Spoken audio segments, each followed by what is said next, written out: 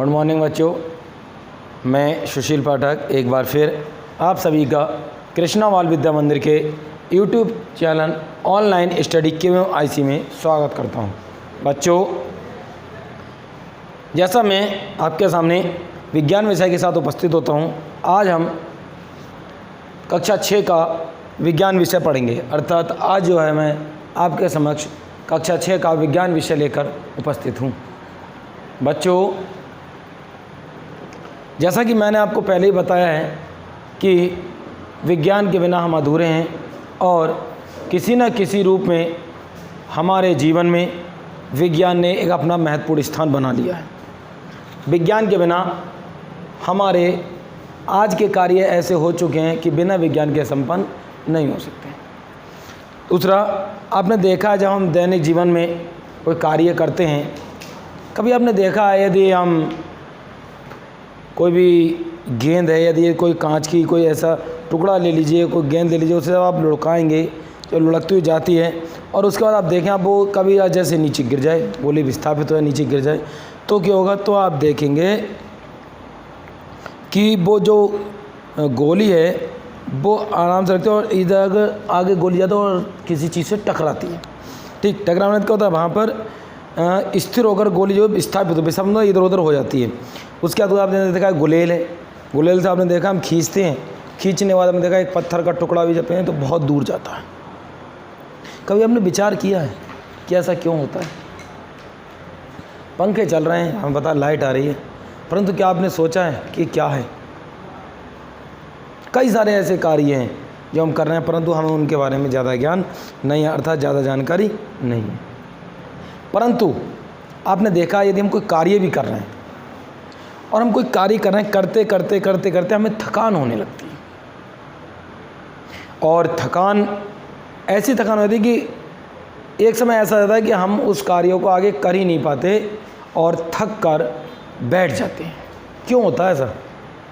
ऐसा इसलिए होता है क्योंकि जैसे शरीर को मशीन को चलने के लिए ईंधन के रूप में diesel, petroleum gas, LPG, CNG इसकी आवश्यकता होती है, उसी प्रकार हमारे शरीर को भी चलने के लिए ऊर्जा की आवश्यकता पड़ती है और वो ऊर्जा हमें किस प्रकार मिलती है उसके बारे में हम अध्ययन करेंगे। पंखे को चलने के लिए ऊर्जा चाहिए, गाड़ी को चलने के लिए ऊर्जा चाहिए, हमें कार्य करने के लिए ऊर्जा चाहिए। अर्थात प्रत्येक पहलू में ऊर्जा है।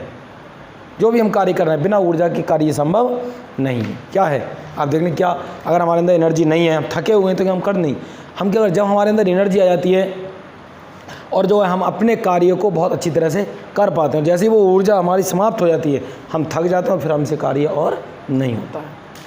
ठीक, तो यदि हम डेफिनेशन के तौर पे बोलें तो इसमें जो हम अध्ययन करेंगे आज लेसन में वो क्या करेंगे, ऊर्जा की आवश्यकता, ऊर्जा के विभिन्न रूप, ऊर्जा के स्रोत और सौर ऊर्जा, इन सब का हम अध्ययन आज करेंगे।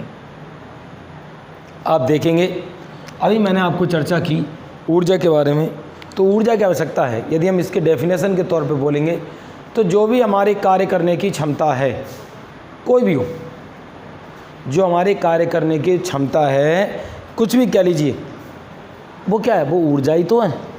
यदि वो क्षमता नहीं होगी तो वो ऊर्जा के बिना वो क्षमता कार्य, क्या हम ऊर्जा बिना कार्य नहीं कर सकते ना? तो इसे हम डेफिनेशन बोलेंगे कि कार्य करने की क्षमता होगी, क्या कहते हैं हम, ऊर्जा कहते हैं। कार्य करने की क्षमता को क्या कहते हैं हम, ऊर्जा कहते हैं। ठीक है नहीं, और इसका मात्रक जूल होता है। क्या होता है इसका मात्रक? जूल होता है। ठीक है नहीं, ऐसा पत्ती में, और कार्य मतलब क्या होता है, डायन भी होता है कहीं। ठीक, तो जो हमारा क्या जूल है, क्या है, जूल, जो कार्य मात्रा क्या होगा इसका, हमारा जूल होगा। ठीक, जैसे बल का न्यूटन होता है उसी प्रकार इस ऊर्जा का जो मात्रक होता है क्या होता है, हमारा जूल होता है। चलिए अब आगे क्या है, अब बात आती है कि ऊर्जा की आवश्यकता हमें है क्यों। देखिए, हम कोई भी कार्य करें, छोटा हो बड़ा हो, ज़्यादा समय का हो कम समय का हो, परंतु हमें ऊर्जा की आवश्यकता है। बिना ऊर्जा के कार्य संभव नहीं है। कोई भी क्रियाकलाप आप कर लीजिए, यहाँ तक यदि आप खेलने भी जाएंगे तब भी आपको खेलने के लिए भी ऊर्जा की आवश्यकता होगी। यदि आपकी बॉडी में ऊर्जा नहीं तो क्या खेल पाएंगे, थक कर बैठ जाएंगे। और बच्चे खेलते रहेंगे। जिनके पास ऊर्जा वो खेलते रहेंगे, और जब ऊर्जा समाप्त हो जाएगी वो क्या होगा, वो जो है अपना थक कर बैठ जाएंगे। तो कोई भी क्रियाकलाप करें, प्रत्येक क्रियाकलाप में ऊर्जा की एक महत्वपूर्ण भूमिका है। ऊर्जा के बिना कोई भी क्रियाकलाप संभव नहीं है। जैसे आपने देखा है कभी कभी हम थक जाते हैं, कोई एक दौड़ने वाला धावक होता है, थक जाते हैं तो उसे ग्लूकोज दे देते हैं। क्यों? क्योंकि ग्लूकोज जो होता है कार्बोहाइड्रेट से संबंधित होता है, तो ग्लूकोज हमारे शरीर को तुरंत ऊर्जा देता है। जैसे आपने देखा कोई धावक जब दौड़ता है, कोई खिलाड़ी खेलता है, उसने क्या किया, आया थोड़ा ग्लूकोज लिया और खा लिया।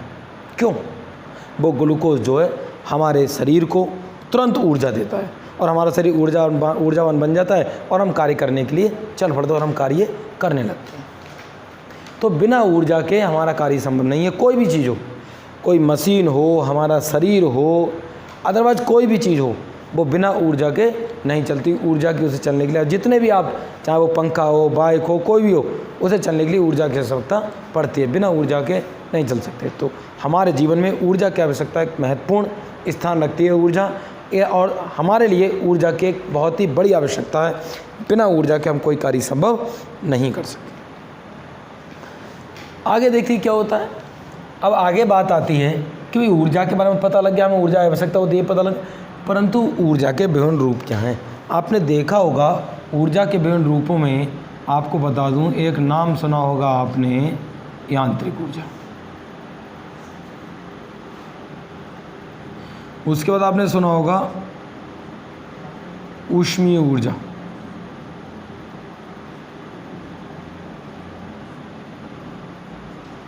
सुना होगा आपने विद्युत ऊर्जा,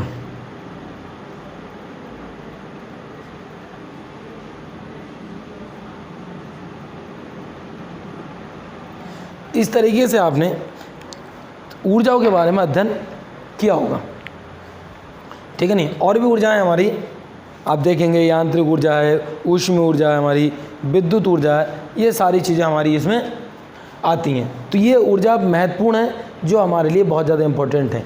अब बात करते हैं जैसे यांत्रिक ऊर्जा। जैसे आपने देखा है जब हम घर मेले जाते हैं और छोटे बच्चे गाड़ी ले आते हैं चाबी से चलने वाली, आपने देखा उसकी चाबी को ऐंठा और चाबी को ऐंठने के बाद हमने छोड़ दिया और गाड़ी चलने लगती। क्यों? जब चाबी को हम ऐंठते हैं तो जब चाबी को ऐंठने के बाद छोड़ दिया जाता है तो धीरे धीरे वो स्प्रिंग जो है धीरे धीरे ढीला होता जाता है, और उस समय जब वो धीरे धीरे ढीला होता जाता है तो क्या होता है, उसमें स्प्रिंग में जब धीरे धीरे ढीला हो जाता है तो क्या होता है, उसमें जो ऊर्जा जो होती है वो उसमें एक ऊर्जा संचित हो जाती है। अर्थात एक ऊर्जा जिससे गाड़ी चलती है, उस स्प्रिंग में एक ऊर्जा संचित हो जाती है जिससे वो चलने लगती है। उस ऊर्जा को जिससे वो चलने लगती है वो क्या है, वो हमारी यांत्रिक ऊर्जा कहलाती है। ऐसी ऊर्जा सब क्या कहलाती है, इस प्रकार की सारी ऊर्जा जो हमारी क्या कहलाती है, यांत्रिक ऊर्जा कहलाती है। उदाहरण के रूप में ना होता है, कुछ चाबी ले चाहिए, चाबी वाली हमने चाबी ऐंठ दी और उसको छोड़ दिया, गाड़ी धीरे धीरे चलने लगती है। तो आप देखेंगे कि जब वो धीरे धीरे चलने, स्प्रिंग ढीला होने लगता है, गाड़ी चलने लगती है, तो उसमें एक ऊर्जा संचित हो जाती है और उस ऊर्जा को हम क्या कहते हैं, उस ऊर्जा को हम यांत्रिक ऊर्जा कहते हैं। चलिए, इसी तरह और भी कई सारी चीज़ें, खिंची हुई डोरी है, खिंचा हुआ स्प्रिंग है, कई सारी चीज़ें जिसमें यांत्रिक ऊर्जा संचित रहती है। अब बात आती है दूसरी हमारी ऊष्मीय ऊर्जा की, कि भाई ऊष्मीय ऊर्जा क्या है। ऊष्मीय ऊर्जा को तो आप उदाहरण डेली घर में भी देखते होंगे। आपने देखा है जब हम चूल्हे पर चाय रख देते हैं गर्म होने के लिए, क्या होता है, हीटर पर रख देते हैं, क्या होता है, इंडक्शन कुकर होता है, क्या होता है, कई सारे ऐसे उपकरण हैं। हमने क्या करा, भोजन पकने के लिए रख दिया, तो क्या होगा, उसमें नीचे से आग जल रही, परंतु वो आग जो है कौन सी ऊर्जा दे रही है हमें, ऊष्मीय ऊर्जा। कौन सी ऊर्जा दे रही है हमें, ऊष्मीय ऊर्जा दे रही है। और उस ऊष्मीय ऊर्जा के कारण ही हमारा भोजन पकता है, हमारा जल गर्म होता है। आप देखेंगे और भी कई सारी ऐसी चीज़ें हैं जो ऊष्मीय ऊर्जा से चलती हैं, अर्थात हमारा भोजन भी ऊष्मीय ऊर्जा से ही बनता है। तो जो गर्म ऊर्जा होती है समुद्र, वो क्या होती है हमारी, ऊष्मीय ऊर्जा। वो कैसी ऊर्जा होती है हमारी, वो होती है हमारी ऊष्मीय ऊर्जा। कौन सी, जो ऊर्जा जिससे हम कोई चीज़ पकाने, जब भोजन है, हमारा जल गर्म करना है, भोजन पकाना है, अदरवाइज और कोई चीज़ गर्म करनी है, कोई चीज़ पकानी है, तो वो किस लिए काम में आती है, हमारी ऊष्मीय ऊर्जा संचित हो जाती है। चाहे हम उस पर किसी रूप में रख दें ऊष्मीय ऊर्जा, मान लीजिए हमने हीटर चला दिया, भले ही वो विद्युत ऊर्जा चल रहा है, परंतु विद्युत ऊर्जा काय में परिवर्तित हो गई, हमारी ऊष्मीय ऊर्जा में, और हमारा भोजन पक गया। क्या केवल यदि हम भगोने में तार लगा दें तो क्या वो पक जाएगा? क्या भोजन हमारा बन जाएगा? नहीं बनेगा। क्यों? क्योंकि वो विद्युत ऊर्जा है ना। और हीटर क्या करता है? हीटर उस विद्युत ऊर्जा को ऊष्मीय ऊर्जा में परिवर्तित कर देता है और हमारा भोजन तैयार हो जाता है। आगे देखिए, अब बात आती है विद्युत ऊर्जा की। अब यहाँ पर बात आते हैं कि विद्युत ऊर्जा क्या चीज़ है। आप देखेंगे, चाहे वो जलने वाला बल्ब हो, हीटर हो, कोई पंखा हो, टेलीविज़न हो, कोई भी हो, बिना ऊर्जा के नहीं चलते, बिना ऊर्जा के नहीं चलते। अर्थात वे सारे उपकरण जिन्हें चलने के लिए विद्युत की आवश्यकता होती है, तो उनमें जो ऊर्जा संचित होती है वो कौन सी ऊर्जा संचित होती है? हमारी विद्युत ऊर्जा। कौन सी संचित होती है? हमारी विद्युत ऊर्जा। मैंने उदाहरण बता दिया, चाहे पंखा हो, हीटर हो, टीवी हो, अदरवाइज़ कुछ भी हो। आप देखना, यहाँ तक कि जलने वाला बल्ब हो, उसमें भी कौन सी ऊर्जा होती है? हमारी विद्युत ऊर्जा होती है। ठीक है, तो देखिए ये है हमारी ऊर्जा। आगे बात आती है ऊर्जा के स्रोत। देखिए ऊर्जा के जो स्रोत हैं वो दो प्रकार के होते हैं, नवीकरणीय और अनवीकरणीय। ऊर्जा के स्रोत हैं, नंबर 1 कौन से होते हैं हमारे? नंबर 1 होते हैं हमारे नवीकरणीय।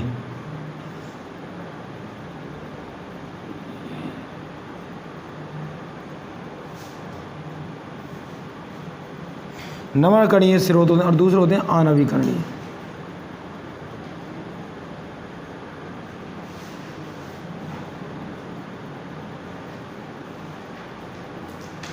अनवीकरणीय स्रोत।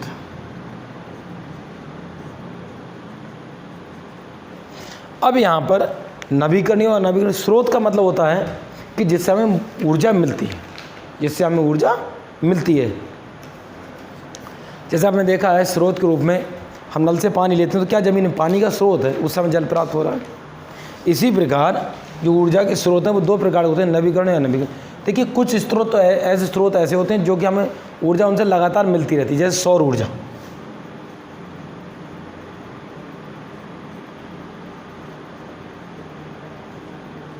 सौर ऊर्जा एक हमारी ऐसी ऊर्जा है जो हमें हमेशा मिलती रहेगी, अर्थात हर समय मिलती है, खर्च करने के बाद भी दोबारा से मिलती है, अर्थात उसका चक्र जो लगातार चलता रहता है।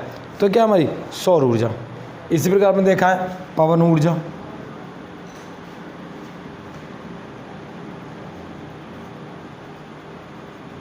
ये भी हमें दोबारा प्राप्त की जा सकती है। जल ऊर्जा, ये भी हमें प्राप्त की जा सकती है। तो ये कैसी ऊर्जा? ये हमारे सारे स्रोत कौन से?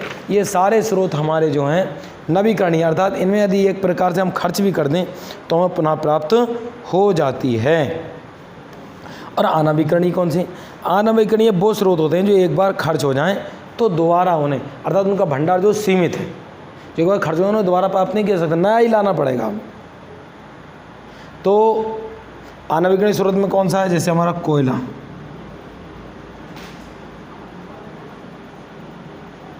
Diesel, petrol.